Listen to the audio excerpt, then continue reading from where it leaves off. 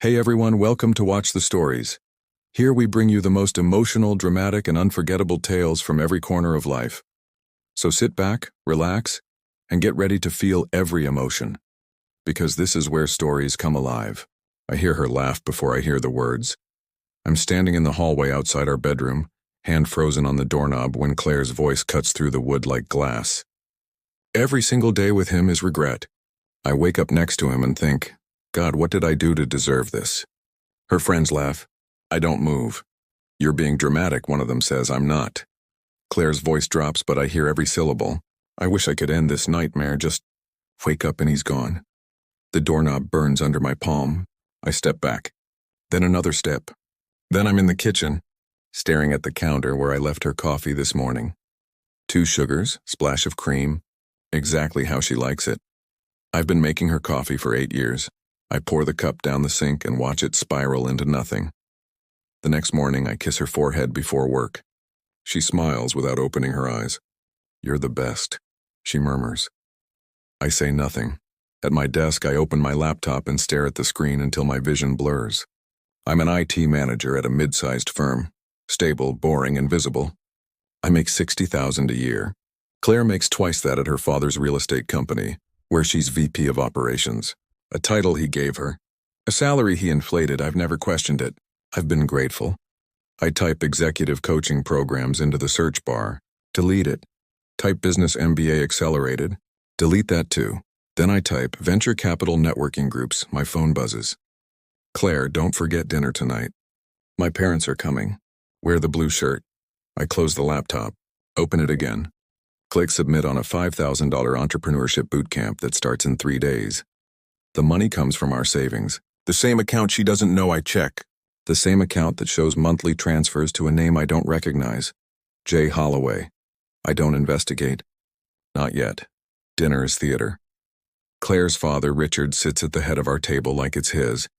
Her mother, Diana, picks at her salmon and critiques our wine. Claire laughs at her father's jokes and touches my hand when he insults my job. It management, Richard says, swirling his glass. Solid field, safe. He means boring, small, beneath his daughter. Very safe, I agree. I meet his eyes and smile. Claire squeezes my hand. I squeeze back. I think about the boot camp. The instructor's voice on the intro call. If you're not willing to burn bridges, don't bother showing up. Richard asks me about our 5-year plan. I tell him we're happy where we are. Claire nods, relieved. I'm lying. She's lying too. I can feel it in the way she avoids my eyes. The way her laugh sounds hollow when her father praises her. The way she checks her phone under the table and angles it away from me. After dessert, I excuse myself to the bathroom. I don't go to the bathroom, I go to Claire's coat. I find her phone in the pocket. She always leaves it there, thinks I'd never look. The screen lights up with a text. Tomorrow night? Same place. The sender, J. Holloway. I put the phone back. Walk to the bathroom. Stare at myself in the mirror. The man looking back is a stranger. Tired eyes, soft jaw, the kind of face you forget. I splash cold water on my skin and decide I'm going to become unforgettable. The boot camp is 15 hours a day, 6 days a week for 3 months. I tell Claire it's a work project, mandatory training. She doesn't ask questions.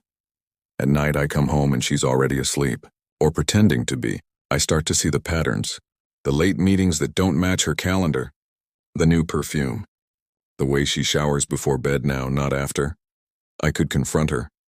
Instead, I take notes. I learn cap tables and term sheets. I learn how to cold call investors and pitch in 60 seconds. I learn that everything is negotiable if you know what the other person is afraid to lose. On week 8, I meet Marcus Chen, a venture capitalist who made his fortune flipping distressed companies. He's ruthless, efficient, and interested in my background. You know real estate? He asks over coffee. My wife's family is in it, I say. Her father owns Harmon Properties. Marcus raises an eyebrow. Richard Harmon? That company's bleeding. He's overleveraged and undercapitalized. Give him 2 years, maybe less. I don't react. What would you do with it? Buy it. Gut the executive layer. Flip it for parts. He leans back. Why, you interested? I smile. Just curious, but I'm not curious. I'm calculating. 3 months later, I'm a different man. I've lost 15 pounds. I've networked into 3 investment groups. I've co-founded a consulting firm with 2 bootcamp classmates. We specialize in real estate acquisitions. Claire notices the changes. "You look good," she says one morning, running her hand down my chest. "Different." I kiss her temple. "Thank you." She doesn't ask why.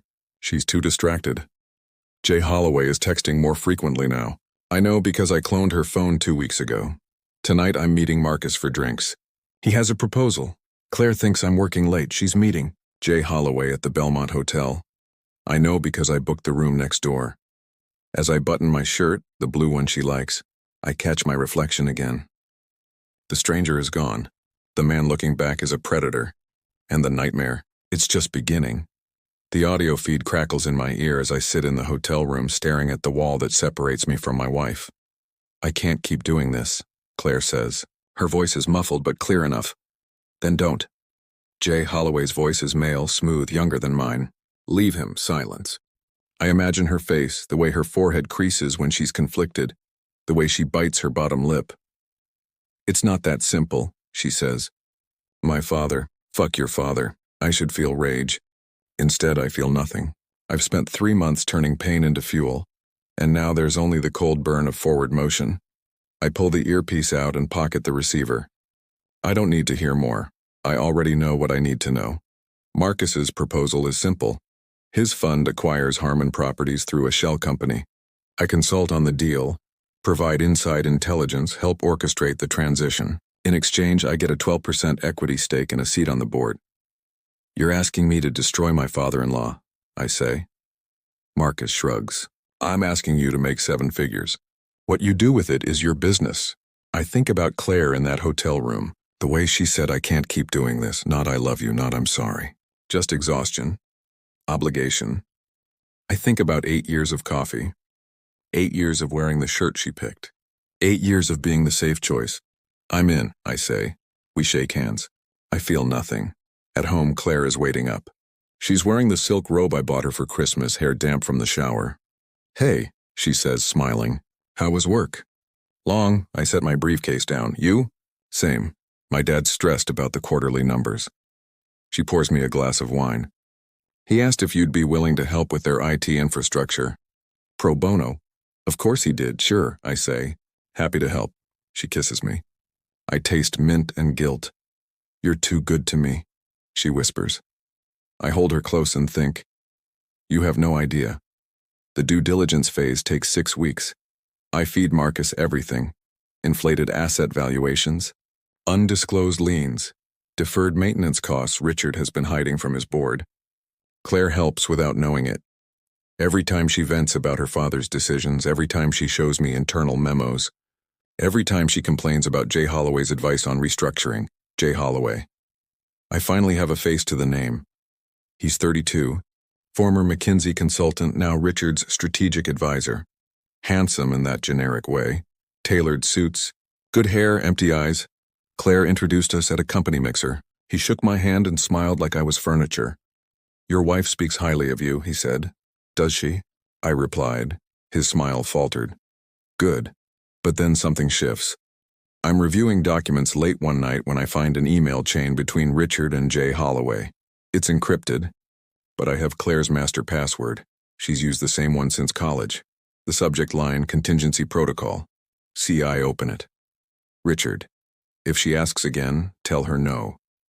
She can't know until after the merger. Jay Holloway. She's getting suspicious. She thinks you're hiding assets. Richard, I am hiding assets.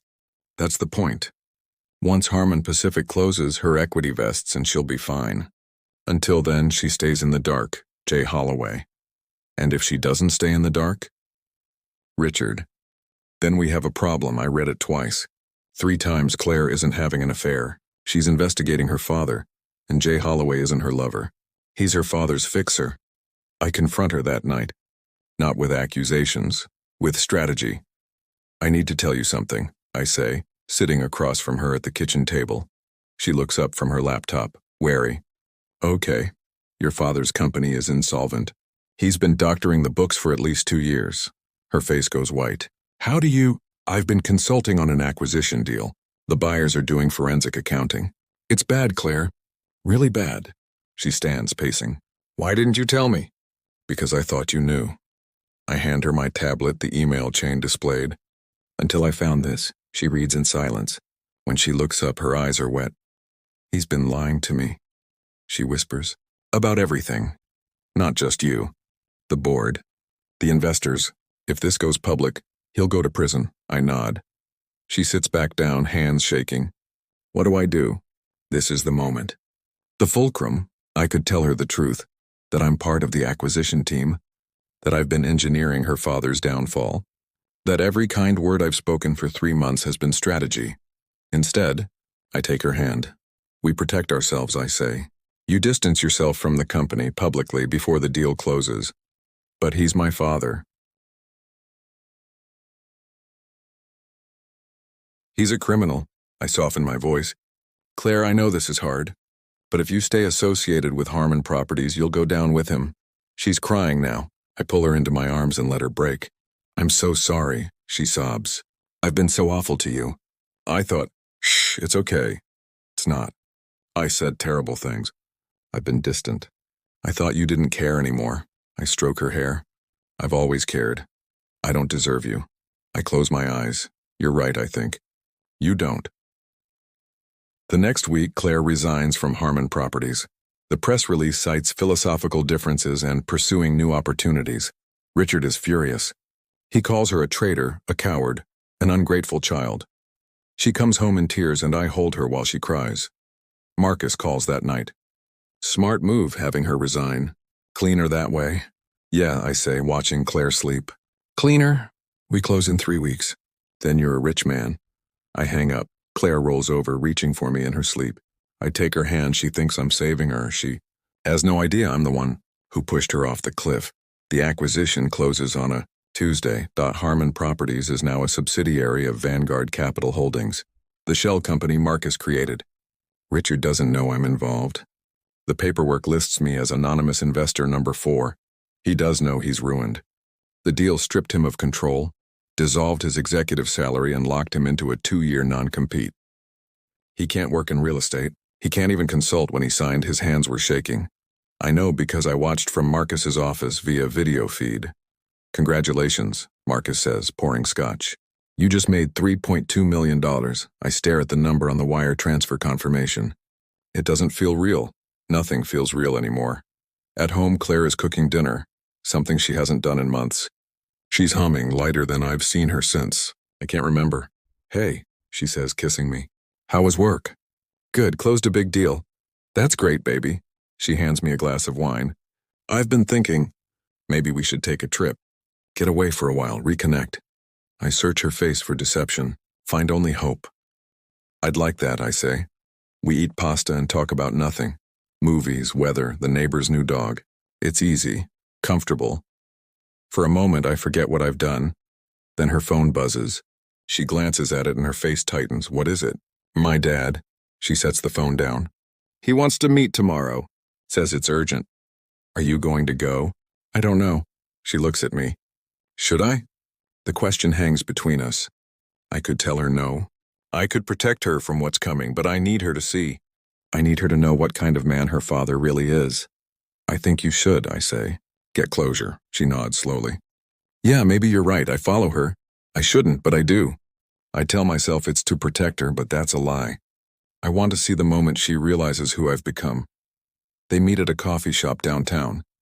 Through the window, I watch Richard lean across the table, his face red, finger jabbing the air. Claire sits rigid, arms crossed. I can't hear the words, but I know the story. He's blaming her, telling her the resignation made him look weak, poisoned the negotiations, destroyed the family legacy. Claire stands. Richard grabs her wrist. She yanks it away. Even from outside, I see the tears. Then she says something, one sentence, sharp and final, and walks out. I duck around the corner before she sees me. When I get home, she's already there, sitting in the dark. He said it's my fault, she whispers. Everything. The company failing, the bankruptcy. He said I abandoned him. I sit beside her. He's wrong. Am I a bad person? She looks at me, eyes hollow. For leaving? For choosing myself? No, Claire. You're not. Then why does it feel like I destroyed him? I pull her close and she cries into my shoulder. I stroke her hair and say nothing because the truth is I destroyed him, and she'll never know. But then I find the journal. I'm not looking for it. I'm putting away laundry when it falls from her nightstand drawer. Leather-bound, pages worn. I should close it. Walk away, I open it instead. The first entry is dated 3 years ago. He's a good man. I know that. But sometimes good isn't enough. Sometimes I look at him and feel trapped, like I'm watching my life happen to someone else. I flip forward, saw Jonathan at the office again today. He's everything my father wants for me. Ambitious, driven, connected. He's everything he isn't. But when I came home, he'd made my favorite dinner. Lit candles. Told me I looked beautiful even though I'd been crying in the bathroom all afternoon. Why can't I love him the way he deserves? My hands are shaking. I keep reading. I told Sarah I regret marrying him. I don't know if that's true. I think I regret marrying anyone.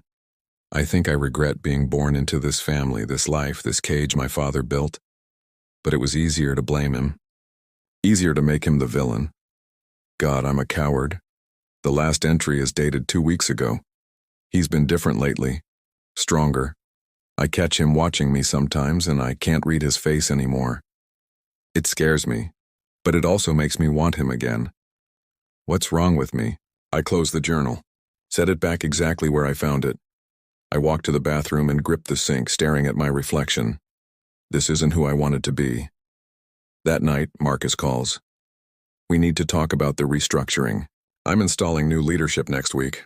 You'll be CO of Harmon Properties. It's part of your compensation package. You run the company, report to the board, turn it around. 2-year commitment. I'm not a real estate executive. You're a strategic thinker who knows the company inside and out. That's all you need, he pauses. Unless you don't want it? I think about Richard's face when he signed those papers. I think about Claire's journal. The words I regret and coward and cage. I think about the man I used to be, making coffee in the dark. I want it, I say. I tell Claire over breakfast. You're going to be CEO of what? She nearly drops her mug. Harmon Properties. The new owners want fresh leadership. Her face cycles through confusion, shock, hurt. You knew about this? When they bought the company, you knew? I was part of the acquisition team. Silence. Long, terrible silence. You helped them take my father's company. I helped them save a failing business from a corrupt executive. That's my father, who's been embezzling funds and defrauding investors for 2 years. My voice is louder than I intend. I force it down. Claire, I didn't do this to you. I did it for us. By destroying my family. Your family was already destroyed. I just made it official. She stands, chair scraping. I need to think. She doesn't come home that night. I find her at Sarah's apartment the next morning. She answers the door in yesterday's clothes, eyes red. Can we talk? I ask. She lets me in. We sit on opposite ends of the couch. I read your journal, I say. Her head snaps up. You what? I know. I'm sorry, but I need you to hear this. I lean forward.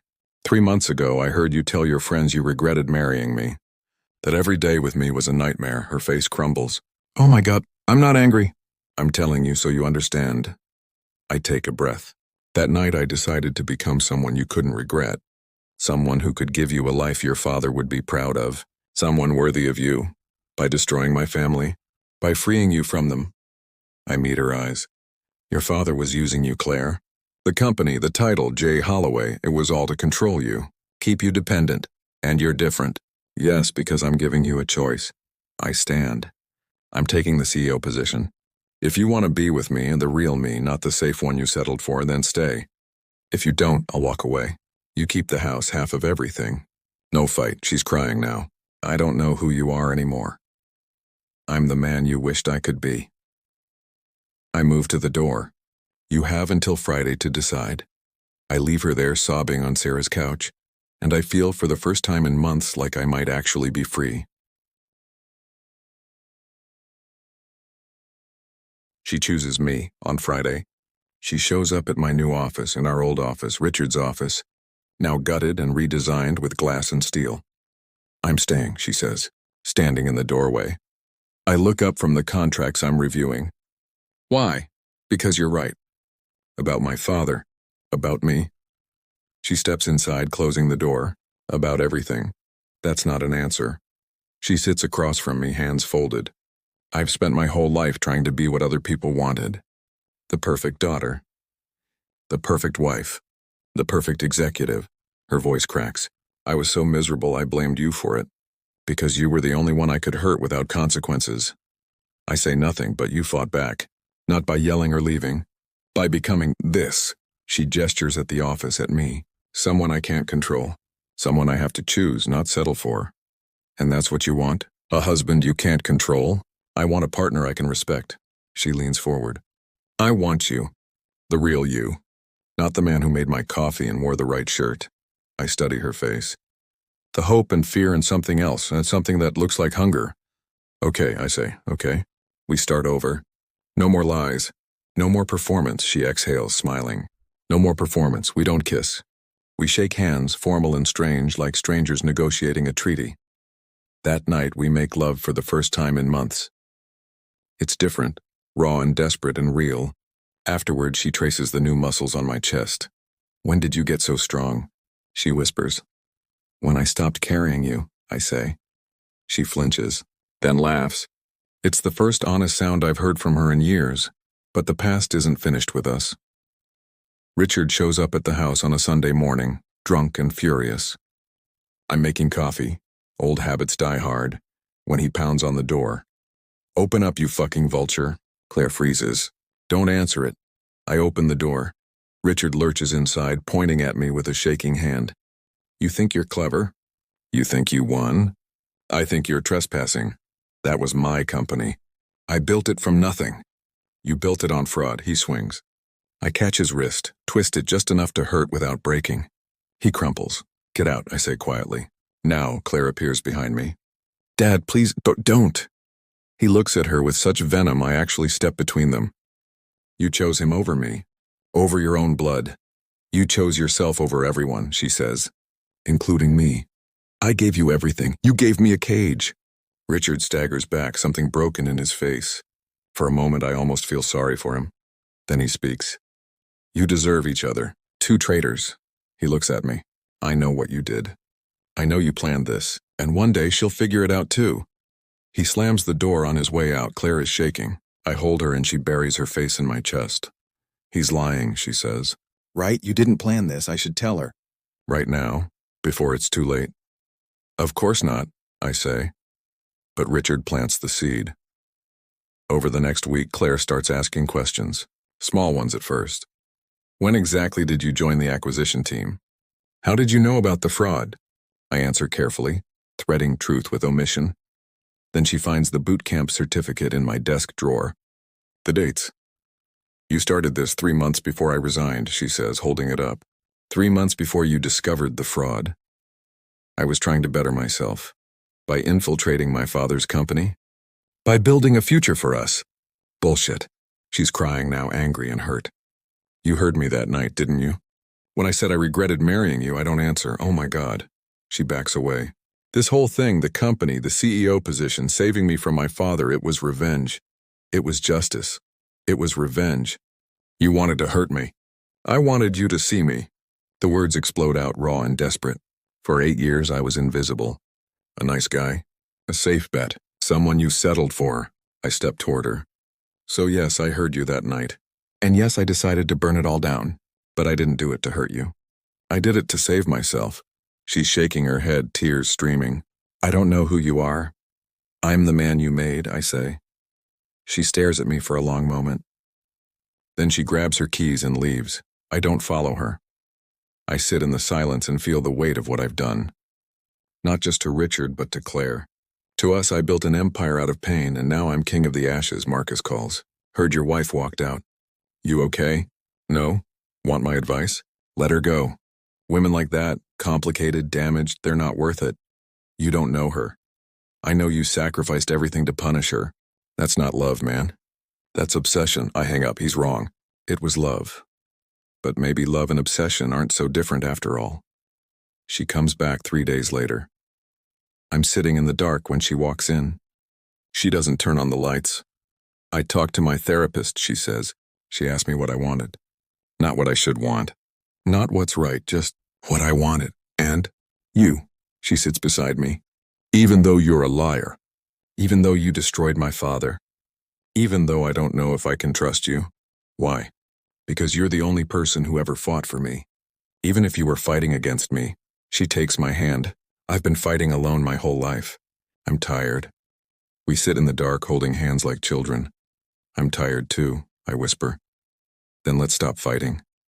I don't know how. Neither do I. She leans her head on my shoulder, but maybe that's the point. That night, we sleep in the same bed for the first time in a week. We don't make love. We just hold each other, two broken people trying to stay warm. In the morning, I make her coffee. 2 sugars, splash of cream, exactly how she likes it. Some habits are worth keeping. Our anniversary falls on a Thursday, 6 months since the acquisition. 6 months since I became CEO. 6 months since everything changed. Claire makes the reservation at Altura, the restaurant where I proposed 9 years ago. I wear the blue shirt. Old habits. We don't talk about Richard, bankrupt now living in a rental apartment, barely speaking to Claire. We don't talk about the company, thriving under my leadership, profitable for the first time in years. We don't talk about the lies or the revenge or the rubble we built our second chance on. We talk about normal things, safe things, until dessert arrives and Claire slides an envelope across the table. What's this? I ask. Open it. Inside is a single sheet of paper. A resignation letter. Dated today. I don't understand. I'm resigning as your wife. The restaurant sounds fade. Claire, let me finish. She folds her hands, calm. I've spent 6 months trying to make this work. Trying to trust you. Trying to believe we could build something real on top of all the destruction. Her eyes are dry, but I can't. Every time I look at you, I see what you took from me. My father, my career, high dignity. You resigned from the company yourself because you manipulated me into it. Her voice rises, then drops. You orchestrated everything. The acquisition, my father's fall, even my salvation. You didn't give me choices. You gave me the illusion of choice. That's not, it is. She stands. And the worst part? I stayed anyway. Because I was so desperate to be chosen by someone, anyone, that I convinced myself this was love. Claire, please. I'm not done. She pulls out a second envelope. This one's thicker. This is a settlement offer. I'm giving you the house, the car, everything. I don't want your money. I don't want anything that came from this. I stare at the envelope. Where will you go? Jay Holloway offered me a position at his new firm, Strategic Consulting. Jay Holloway, of course. He helped you with this, didn't he? The resignation, the settlement. He helped me see clearly. She picks up her purse. I'm not choosing him over you. I'm choosing myself. She walks away and I sit there, surrounded by the ruins of everything I built. Then my phone buzzes. A text from an unknown number. Meet me outside. Jay Holloway is leaning against a Tesla, arms crossed, looking smug. Congratulations, I say. You got the girl. I didn't get anyone. Claire made her own choice.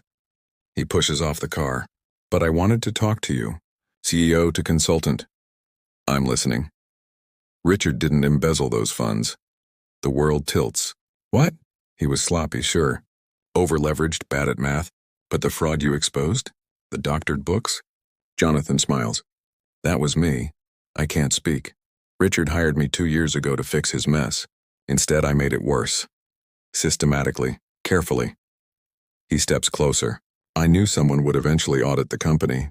When you came along, this angry, scorned husband looking for revenge, I just made sure you found exactly what you needed to find. Why? Because Richard was an obstacle. Claire was wasted under him.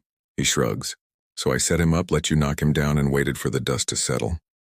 Claire doesn't know. Of course not. And she never will. His smile sharpens. Because if you tell her, I'll produce evidence that you forged those documents, that you fabricated the fraud to steal the company. Marcus will back me up. He's already concerned about your ethics. You son of a bitch. Maybe. He opens his car door. But I'm the son of a bitch who wins. You got your revenge, your company, your moment of triumph. I get Claire. He slides into the driver's seat. We both got what we wanted. He drives away and I stand there numb. Everything I did, the boot camp, the planning, the acquisition, I didn't destroy Richard. I was just the weapon. Jonathan was the architect, and Claire chose her executioner over her destroyer. never knowing they were different people.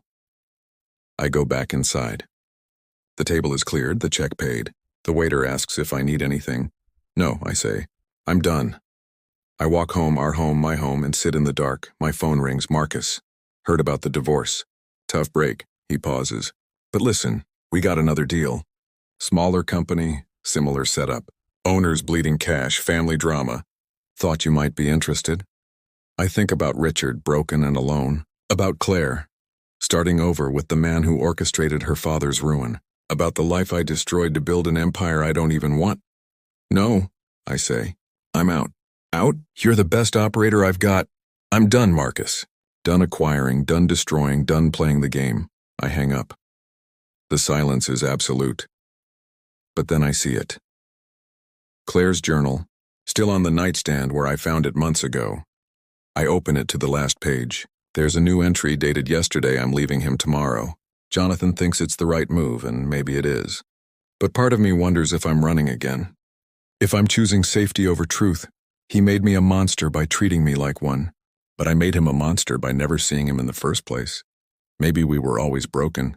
Maybe the nightmare wasn't the marriage. It was us trying to pretend we weren't. I hope he finds peace. I hope I do too, but I don't think either of us will. I close the journal and set it on the table beside 2 coffee cups.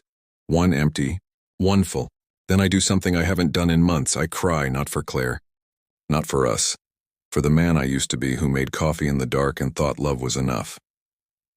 6 months later, I sell the company. Marcus is furious, but I don't care. I take the payout, $8 million after taxes, and disappear. I don't go somewhere exotic. I go to Montana, to a small town where nobody knows my name. I buy a cabin, get a dog, work part-time at a hardware store. It's quiet, simple. Everything I used to be, one day. I'm reading the news and see a headline. Consulting firm collapses amid fraud investigation. Jonathan Holloway's face stares back from the screen. He's in handcuffs, looking furious. The article mentions Claire as a witness. She turned over evidence when she discovered what he'd done to her father, to Harmon Properties, to me. My phone rings. Unknown number. Hello? It's me. Claire's voice is different, tired but lighter. I'm sure you saw the news. Yeah, I'm sorry. For leaving. For believing him. It's okay. Silence. Are you happy? She asks. I look out the window at the mountains, at the dog sleeping by the fire, at the simple life I built from the rubble. I'm getting there, I say. You? I don't know yet, she laughs softly. But I'm trying. That's good. I should go. I wanted you to know the truth came out. All of it. Thank you. She hangs up. I set the phone down and stare at the mountains until the sun sets. The truth came out. But some truths, the ones about who we were, who we became, who we destroyed to get here, those stay buried, because the real nightmare wasn't the marriage, it wasn't the revenge or the lies or the betrayal. The nightmare was waking up and realizing I'd become exactly what I set out to destroy. Someone who hurt the people they loved to feel. Powerful Claire destroyed herself trying to escape her father. I destroyed myself trying to become him, and we both lost everything we thought we wanted. Make coffee the next morning. 2 sugars, splash of cream, then I pour it down the sink. Some habits need to stay dead. The nightmare is over. Not because I ended it, but because I finally stopped feeding it.